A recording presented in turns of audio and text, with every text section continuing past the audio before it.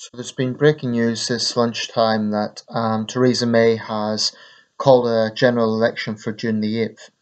And this is a big news because it was widely believed, based on her own statements, that there wouldn't be a general election until 2020.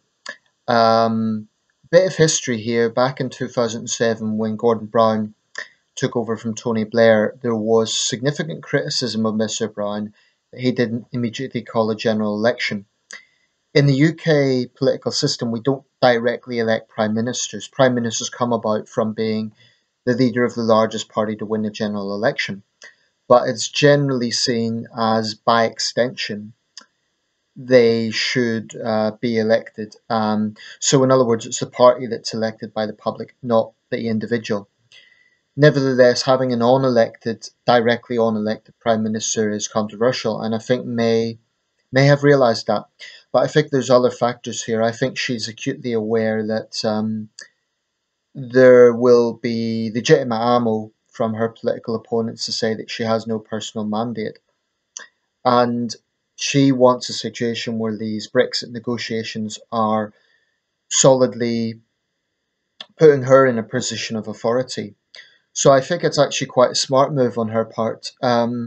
Also, at this particular time, she'd be facing a Labour Party under Mr. Corbyn that's an utter, in my opinion, it's unelectable. Now, Corbyn supporters will obviously disagree with that, but the point I would make is that to be a party of government, you have to reach out.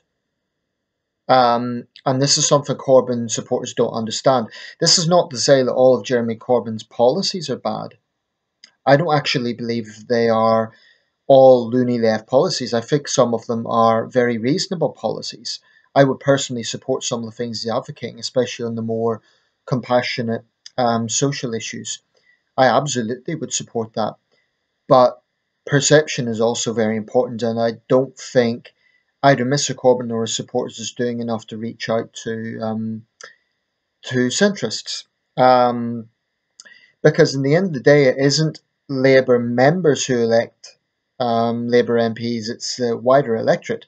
I mean, I voted for Labour MPs, and I'm not a member of the Labour Party, so that's my point.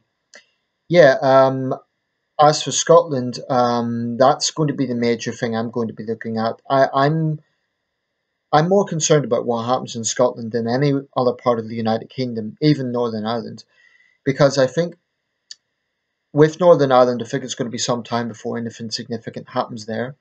I think Scotland is the real place to watch, the real home nation to watch.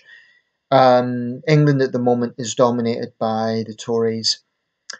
Wales, um, it would be wrong to say it goes with what England goes with. That's not the case, and it's currently a Labour administration. But I think the real focus is going to be on Scotland. Sturgeon and the SNP keep pushing this undemocratic second referendum threat, and as far as I'm concerned, that's what it is.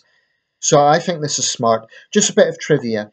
As it stands, Theresa May has been in office for 268 days. That's still relatively short as prime ministers go. That places her between the Earl of Shelburne and the Earl of Bute, who are both relatively unknown prime ministers. They were in office in the 18th century, mid-18th century. If in the unlikely event May is actually defeated and Jeremy Corbyn becomes prime minister, it's, in my opinion, highly unlikely, but if that happens, she'll be one of the shortest serving prime ministers ever.